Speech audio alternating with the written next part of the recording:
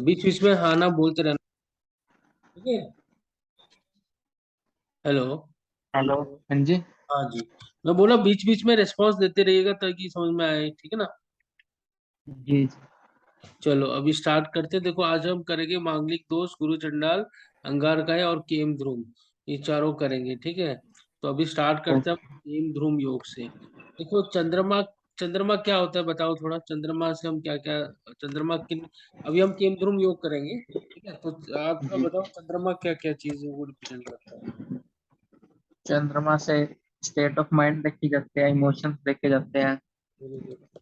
और लव। हाँ, ये सही बोला रोमा, क्योंकि शुक्र के साथ हम ज्यादातर जोड़ते हैं लव रोमांस को। चंद्रमा से भी जोड़ना चाहिए क्योंकि चंद्रमा भी कारक है, ठीक है, लव रोमांस का। तो मून के साथ इमोशंस आपने एकदम सही पकड़ा है। तो देखो चंद्रमा अगर हमारे स्टेट ऑफ माइंड को भी रिप्रेजेंट करता है। तो हम जिस तरह से सोचते हैं, हमारे मन में जो थॉट्स आते हैं वो चंद्रमा से आते हैं, ठीक है।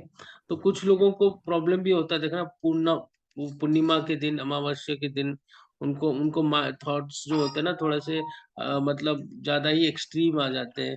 थोड़ी डिप्रेशन भी हो सकता है कुछ लोगों को, ठीक है ना।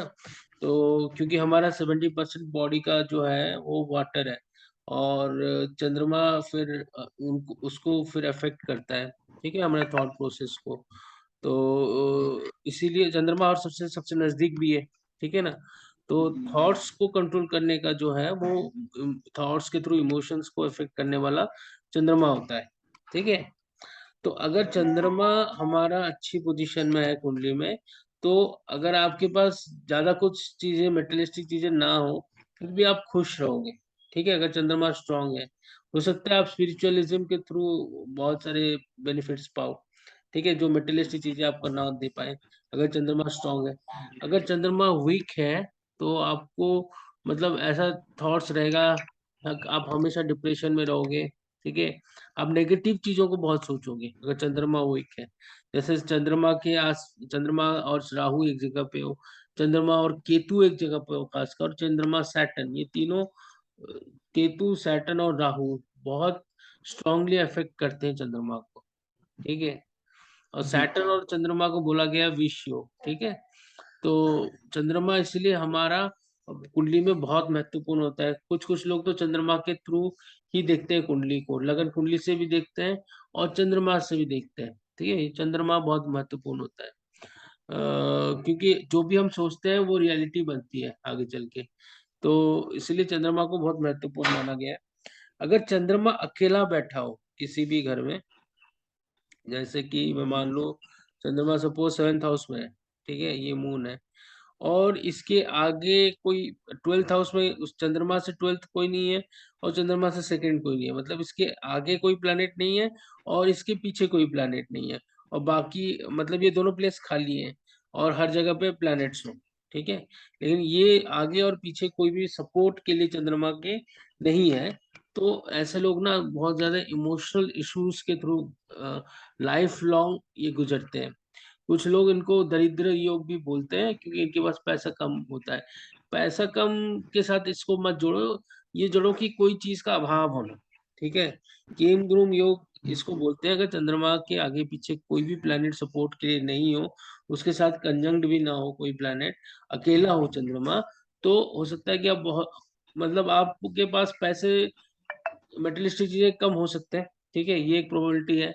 दूसरी स्ट्रॉन्ग प्रोबेबिलिटी हो सकता है कि आप ना बहुत ज्यादा डिप्रेशन, या फिर आप बहुत ज्यादा एंजाइटी, स्ट्रेस बहुत महसूस करो लाइफ में। कोई कारण ऐसा होगा जो आपको मतलब दूसरों से अलग आप सोचते हो, ठीक है। तो ये केम ध्रुव योग का एक नेगेटिव एस्पेक्ट होता है, ठीक है। तो बहुत लोनलीनेस फील फील करता है इंसान। चंद्रमा बहुत अच्छा रिजल्ट देता है अगर उसके आगे पीछे कोई प्लैनेट हो सपोर्ट के लिए।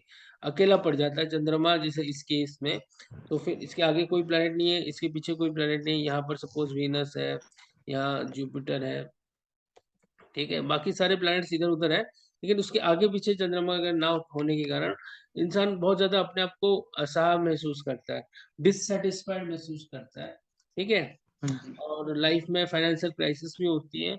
फाइनल क्राइसिस के अलावा लोग इसको ज्यादातर फाइनेंशियल क्राइसिस के थ्रू देखते हैं, लेकिन ये इमोशनल इश्यूज को बहुत ज्यादा दिखाता है। ठीक है, पढ़ाई लिखाई में जी। मन ना लगना। तो देखो पढ़ाई लिखाई केंद्रुम योग होने के कारण एक नेगेटिव एस्पेक्ट ये होता है कि बच्चे की कुंडली में अगर केंद्रुम योग हो तो पढ़ाई लिखाई में 100 में से 90% केसेस में अब देखोगे, स्टडी करो खुद, 80 to 90% केसेस में 20% केस अलग हटके हैं, क्योंकि उसमें और कुछ फैक्टर्स बहुत अच्छे होंगे, तब बच्चा जो होगा बहुत अच्छा होगा पढ़ाई लिखाई में। लेकिन 70 to 80 या फिर 80 to 90% आप देखोगे कुंडली में अगर केंद्रुम योग है, तो बच्चा जो है ना पढ़ाई लिखाई में थोड़ा सा वीक होगा, क्योंकि उसका थॉट्स, क्योंकि हमारा थॉट्स अलाइन नहीं होगा। ठीक है ना, आप दूसरी दुनिया में होंगे पढ़ाई के वक्त, तो कंसंट्रेशन इतना नहीं होगा। जब पढ़ाई लिखाई कमजोर होगा तो आप वो फिर आगे चल के कुछ ज्यादा कर नहीं पाते। ठीक है, केम ध्रुव योग का ये एक नेगेटिव एस्पेक्ट है, और जो आगे चल के फाइनेंशियल क्राइसिस को शो करता है। और अगर आप कुंडली ओवरऑल स्ट्रांग है तो फिर केम ध्रुव योग का इतना प्रभाव नहीं होता है। ठीक है, तो इसको हाँ इस जी। तरह से देखना पड़ेगा कि एसेंडेंट लॉर्ड या फिर एसेंडेंट, जैसे इस कुंडली में सूर्य है, सूर्य सपोज यहाँ बैठा हुआ है 9th हाउस में, और मून के आगे पीछे कोई नहीं है, फिर इसका केम धर्म योग का इतना ज्यादा इफेक्ट नहीं पड़ेगा। हालांकि मेंटली थोड़ा सा वो उसको प्रॉब्लम होगा। ठीक है, मेंटली इमोशनल इश्यूज रहेंगे, क्योंकि सूर्य लगने स्ट्रांग है। ठीक है, उस कारण वो फाइट कर लेगा। ठीक है, उतना ज्यादा इफेक्ट नहीं डालेगा। तो कहने का मतलब ये है कि अगर कुंडली स्ट्रांग है तो केमध्रुम योग का इतना असर नहीं होता है। अगर कुंडली वीक है तो फिर केमध्रुम योग आपको बहुत ज्यादा स्ट्रेस में लेके आएगा। तो ये नोट कर लो आप। ठीक है, जी और सर। ओवरऑल चार्ट को जरूर स्ट्रांग देखो कितने प्लैनेट स्ट्रेंथ में है। अगर कुंडली ओवरऑल स्ट्रांग नहीं है तो फिर ये केमध्रुम योग 100% अफेक्ट करेगा। ठीक है। हाँ जी। हम्म, तो अब आते हैं, हमने अब मुझे लगता है केंद्रुम योग आपने समझ लिया। ठीक है, तो अब हम चलते हैं एक और एक योग पे, मांगलिक दोष के ऊपर डिस्कस करते हैं। देखो मांगलिक दोष तब होता है, आप नोट करो, मैं बता रहा हूँ, आप नोट करो। ठीक है, मांगलिक दोष जो होता है वो मंगल के कारण होता है। अगर मंगल, ठीक है,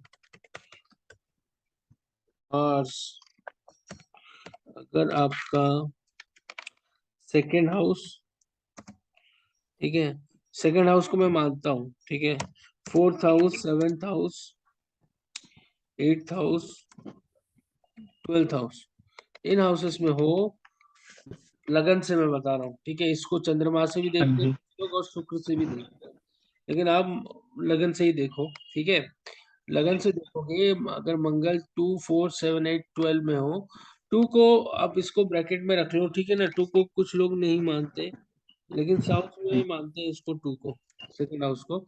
इसके पीछे रीजन ये, वन में तब नहीं होता। नहीं वन में भी होता है, सॉरी, यहाँ पर आप वन में लिख दो, मैं वन को छोड़ दिया हूँ।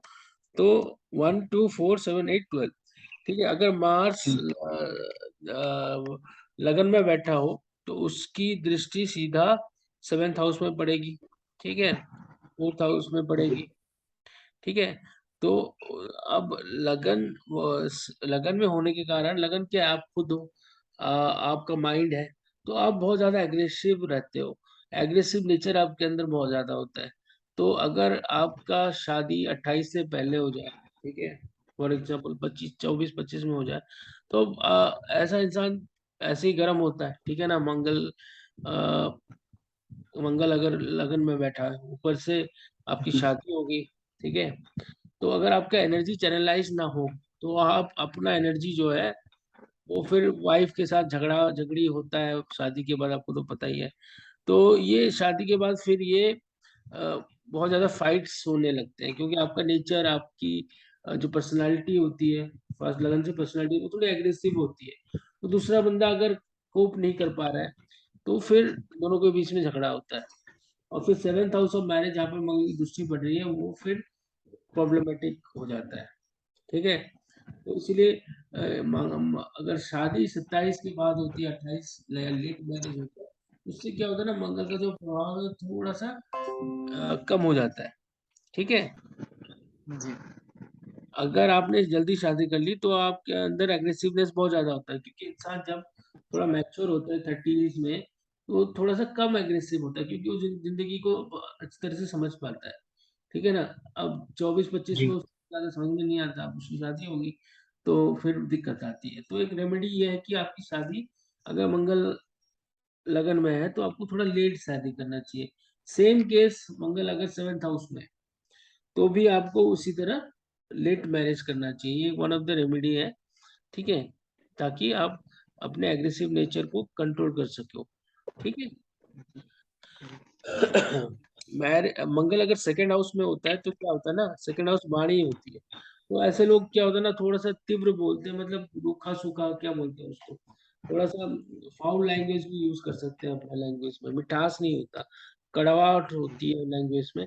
और हो सकता है कुछ अगर राहु का इफेक्ट पड़ रहा हो 2nd हाउस में, तो कुछ जैसे गंदी लैंग्वेजेस भी यूज कर सकते हैं, तो जो कि मैरिड लाइफ को दिक्कत दे सकता है, या फिर इन जनरल करियर में, आपके लोगों के साथ रिलेशनशिप में ये दिक्कत आता है। ठीक है। इसके वजह से खाली मैरिज को लेकर इसको हम नहीं दे सकते, इसको ब्रॉड पर्सपेक्टिव में देखना चाहिए। करियर हो गया, रिलेशनशिप हो गया, ठीक है ना, वहां भी दिक्कत आती है। जी। ठीक है। अब मंगल अगर 4th हाउस में हो तो क्या होता है, तो 4th हाउस सुख का होता है। और मंगल कहाँ नीच का होता है। 4 नंबर राशि में। हाँ। तो उसको ना 4th हाउस उतना पसंद नहीं है, उससे एक्शन पसंद है मार्स को। अब मार्स को आप बोलोगे कि जाके रसोई में, 4th हाउस रसोई घर एक तरफ का है, मतलब उसको आप बोल सकते हो घर। ठीक है। घर में जाके रसोई करो, तो उसको वो पसंद नहीं है। मार्स को चाहिए कि वो जाके खेल कूद करे, मार्स को चाहिए एक्शन, मार्स को चाहिए कि झगड़ा झगड़ी करे, या फिर मार्स को चाहिए जी कि आर्मी में चला जाए, दुश्मनों को मारे, सो राजा का ऑर्डर लेके। मार्स को एक्शन पसंद है, उसको घर में बैठ के रसोई करना पसंद नहीं है। तो 4th हाउस इमोशंस का है, वाटरी साइन है, वहां मार्स बिल्कुल काम नहीं करता। 4th हाउस में फिर अगर इसलिए 4th में मार्स नीच का होता है, तो 4th हाउस में भी मांगलिक दोष होता है। ठीक है। सुख शांति में कमी आ जाती है, क्योंकि इंसान का माइंड उस तरह से नहीं होता। ठीक है। तो अगर 7th हाउस को बोलेंगे तो 7th हाउस मैंने आपको बता दिया मैरिज का हाउस है, वहां अगर हो तो स्पाउस के साथ बहुत ज्यादा झगड़ा, स्पाउस के साथ रिलेशनशिप में प्रॉब्लम आ सकती है अपने एटीट्यूड की वजह से। ठीक है। तो लेट मैरिज उसका एक सोल्यूशन है। 8th हाउस में अगर मार्स हो तो 8th हाउस मार्स थोड़ा सा ज्यादा नेगेटिव होता है। इसको जितने भी मांगलिक दो मैंने हाउसेस बताए उसमें से 8th हाउस उसको थोड़ा स्ट्रांगली इफेक्ट होता है, क्योंकि वो फिर मार्स ब्लड को रिप्रेजेंट करता है, 8th हाउस सडन इवेंट्स है, तो वहाँ कुछ भी हो सकता है। ठीक है। तो जी वो अच्छा नहीं होता, मार्स वहां पर अच्छा रिजल्ट्स नहीं देता। उसी तरह 12th हाउस में मार्स को मांगलिक माना गया है स्क्रिप्चर्स में। तो 12th हाउस भी लॉस का होता है, तो वहाँ ऑटोमेटिकली अच्छे प्लैनेट्स रिजल्ट, मतलब कोई भी प्लैनेट इतना अच्छा रिजल्ट नहीं देता। तो मार्स भी जी वहां पर अच्छा रिजल्ट नहीं दे पा रहा। ठीक है। तो मार्स वहां भी मांगलिक दोष हो जाता है। ठीक है। तो हाँ क्योंकि जी तो आपने एक चीज मार्क किया, जितने भी वाटरी साइन है 4, 8, 12, ठीक है, वहां मार्स अच्छा नहीं रिजल्ट देता। और जितने फायरी वाले साइन है वहां पर अच्छा रिजल्ट देता है। ठीक है। जी तो ये था। तो मार्स जो है मांगलिक दोष इस तरह से बनता है। उसका कैंसिलेशन भी होता है। अगर जैसे फॉर एग्जांपल सिंह लगन की कुंडली है ये, यहाँ पर मार्स जो है वो मोस्ट बेनिफिक प्लेनेट है, 9th हाउस का रूलर है और 4th हाउस का रूलर है। अब यहाँ पर मार्स कहीं भी बैठे वहां पर पॉजिटिव रिजल्ट्स देगा, क्योंकि वो फंक्शनल बेनिफिक है, यहाँ पर बेनिफिक रिजल्ट्स देगा। भले ही वो 7th हाउस में हो, 8th हाउस में, तो मांगलिक दोष होगा लेकिन वो उतना प्रभाव नहीं डालेगा। ठीक है। जी उसी तरह एरीज लगन के लिए भी मार्स यहाँ पर पॉजिटिव रिजल्ट्स देगा, उतना बुरा रिजल्ट्स मांगलिक दोष का नहीं होगा। और अगर आजकल तो सारे लोग लेट मैरिज ही करते हैं, तो वो मांगलिक दोष शायद कैंसिल आउट हो जाए। लेकिन अगर आप जल्दी शादी कर लोगे फिर दिक्कत आ सकती है। तो मांगलिक दोष के और भी कैंसिलेशंस हैं, ठीक है, वो धीरे धीरे आप समझ में आएगा, ठीक है। अब आते हैं हम गुरु चंडाल योग पे। गुरु चंडाल योग तब बनता है जब जुपिटर और राहु, ठीक है, जुपिटर और राहु एक ही घर में बैठे हो। फॉर एग्जाम्पल ये जी। जुपिटर, ये जुपिटर और राहु ये एक जगह पे 10th हाउस में बैठे हैं, ठीक है। अब जुपिटर की एनर्जी क्या क्या है बताओ। विजडम का, एक्सपेंशन का, और और जुपिटर मतलब वेल्थ, वेल्थ को दो गॉड, पार्ट में डिवाइड कर दो। Jupiter wealth of wisdom, wealth of materialistic चीज। जुपिटर एकमात्र प्लेनेट ऐसा है जो आपको नॉलेज देता है वेल्थ का, ठीक है, वेल्थ नॉलेज का आपको बहुत सारा, मतलब वेल्थ को हम दो पार्ट में डिवाइड कर दो, नॉलेज का, ज्ञान का वेल्थ, और आपका नॉर्मल फाइनेंशियल मीन्स का, ठीक है। तो एक ऐसा प्लैनेट है जुपिटर जो आपको नॉलेज भी देता है, पैसे भी देता है मटेरियलिस्टिक चीजें भी देता है, और साथ ही साथ स्पिरिचुअल नॉलेज भी देता है। ये बढ़िया प्लैनेट है, इसलिए सबसे मोस्ट बेनिफिक माना गया है। एक्सपेंशन का जैसे आपने बताया, सही बताया। तो मोस्ट बेनिफिक होने के कारण इसके अंदर लेकिन स्पिरिचुअल एंगल बहुत है, ठीक है। ये नॉलेज का खासकर ज्यादा बेनिफिट देता है, वेल्थ का भी देता है, फाइनेंशियल गेन्स का भी देता है। जब उसके साथ राहु की एनर्जी आ गई, राहु क्या है, डिजायर, ठीक है। अब राहु का जो एनर्जी है वो अनकंट्रोल्ड है, ठीक है। वो जहां बैठेगा वो चाहेगा उस चीजों को पूरा मतलब बढ़ा देना चाहता है वो, ठीक है। और जी। जिसके जुपिटर अनस्टेबल हो जाता है। अगर जुपिटर आपकी कुंडली में वेल प्लेस्ड है तो वो तो संभाल लेगा थोड़ा बहुत, अगर फिर वेल प्लेस्ड थोड़ा कमजोर है, फिर वो राहु उसको बस में कर लेगा, ठीक है। तो जी। आप जो स्पिरिचुअलिज्म जुपिटर के साथ जोड़ते हो, नॉलेज, अपने वेदस का नॉलेज, अपने स्क्रिप्चर्स का नॉलेज, या फिर स्पिरिचुअलिज्म का नॉलेज, इन सबको राहु फिर ग्रसित कर लेता है, फिर इधर उधर भटका देता है माइंड का। ये स्पिरिचुअलिज्म पे ही क्वेश्चन करना स्टार्ट कर देते हैं ऐसे लोग, ठीक है ना। गुरु जो शिक्षा देता है उसको नहीं मानना, ठीक है, रिवोल्ट करना, ठीक है। कुछ कुछ होंगे कि हर बात पे टोकेंगे कि ये ऐसा क्यों है, हर चीज को वो क्वेश्चन पुट करेंगे, तो ऐसे तो एक तरह से पॉजिटिव भी हो सकता है इसको, हाँ, मतलब कोई चीज को बिना मतलब के सुपरस्टिशन के हिसाब से ना मानना, ठीक है, साइंटिफिक वे में भी जी। इसको देख सकते हो। तो राहु जुपिटर देखा जाए तो बहुत अच्छे सॉफ्टवेयर इंजीनियर कुंडली भी हो सकते हैं, ठीक है। वो इतनी जल्दी सुपरस्टिशियस चीजों को मानते नहीं है, ठीक है। कुछ लोग तो एस्ट्रोलॉजी को भी सुपरस्टिशियस मानते हैं। तो ऐसे लोग राहु जुपिटर वाले ही होते हैं जो क्वेश्चन पुट करते हैं कि ऐसा हो ही नहीं सकता कि प्लैनेट्स हम पे इफेक्ट डालते हैं, क्योंकि ये साइंटिफिक नहीं है। तो राहु जुपिटर वाले ऐसा बोल सकते हो कि वो स्पिरिचुअलिज्म से थोड़े से अलग हो सकते हैं। वो क्वेश्चंस पुट करते हैं कि ऐसा क्यों है, ऐसा नहीं हो सकता, साइंस के अनुसार ये नहीं हो सकता, ठीक है। तो इस तरह का होता है। तो इसको हम वैदिक कल्चर में, क्योंकि हमारे जो वेदस हैं बहुत पुराने हैं, तो जो जो भी भगवान को नहीं मानते थे तो हम उनको और क्वेश्चन पुट करते थे भगवान के एग्जिस्टेंस को, तो उसको गुरु चंडाल बोलते थे, चंडाल, ठीक है।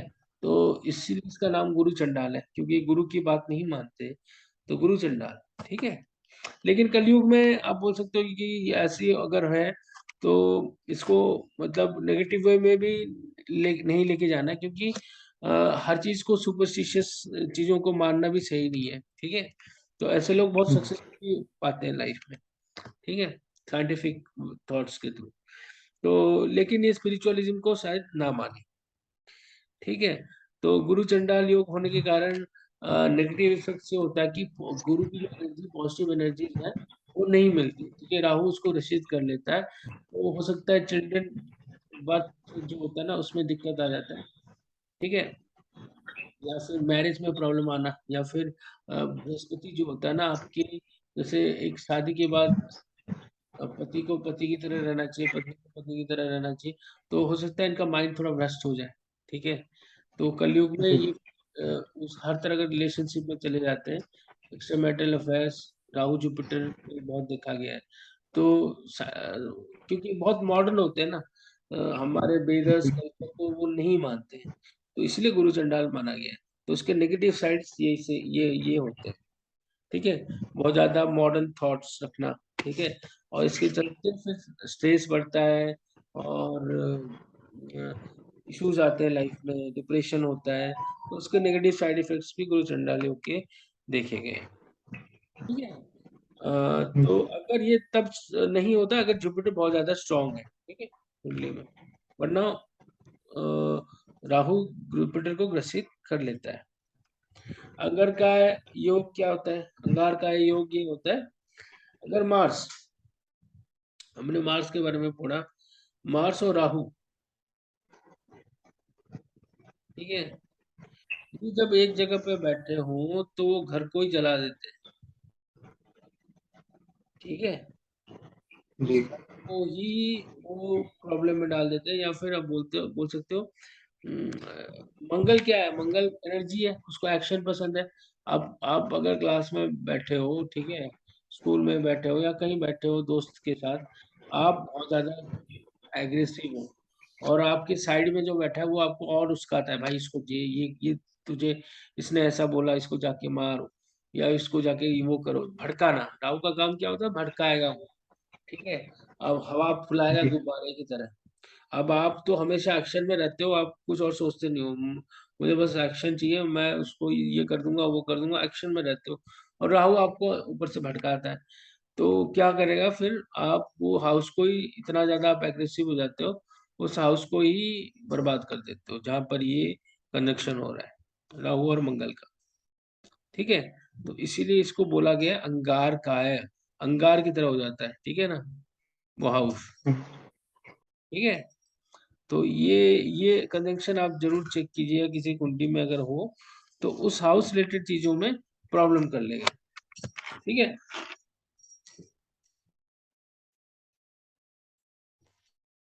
ठीक है, हाँ जी। जैसे राहु और मंगल, सपोज यहाँ पर राहु मंगल है, ठीक है, 10th हाउस में, तो देखना जॉब में बहुत प्रॉब्लम आएगी, आप करियर में बहुत ज्यादा स्ट्रगल करोगे, क्योंकि राहु 10th हाउस में अच्छा रिजल्ट देता है, लेकिन वहां पर अगर मंगल आ जाए, अप्स एंड डाउन्स बहुत ज्यादा होंगे, क्योंकि आप उस जहां पर भी काम करोगे वहां ऐसा कुछ हो जाएगा कि आप झगड़ा झगड़ी वो सब करना करोगे ज्यादा। ठीक है,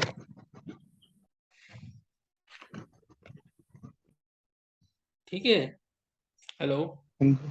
हाँ जी। ठीक है, जैसे राहु और मंगल अगर 9th हाउस में बैठे हो तो इसका मतलब क्या है बताओ?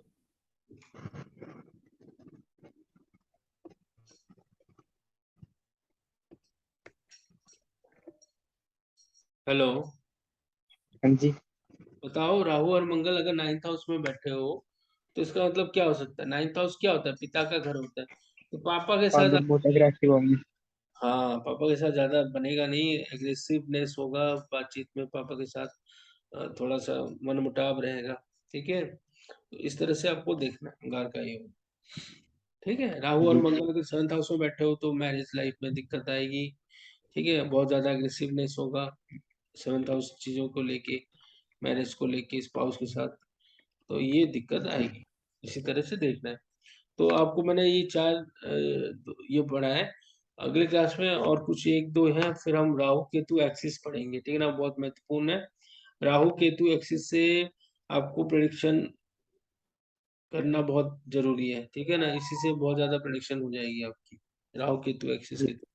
ये मैं अपनाता हूँ, मैं चाहता हूँ कि आप भी इसके थ्रू अपनाओ राहु केतु। पहला पहला क्योंकि हर कुंडली को राहु और केतु से ही डिवाइड करके हम देखेंगे आगे चल नेक्स्ट क्लासेस में, ईच हाउसेस में राहु जी। केतु एक्सिस। ठीक है, ओके, हाँ जी। ओके, मैं रखता हूँ।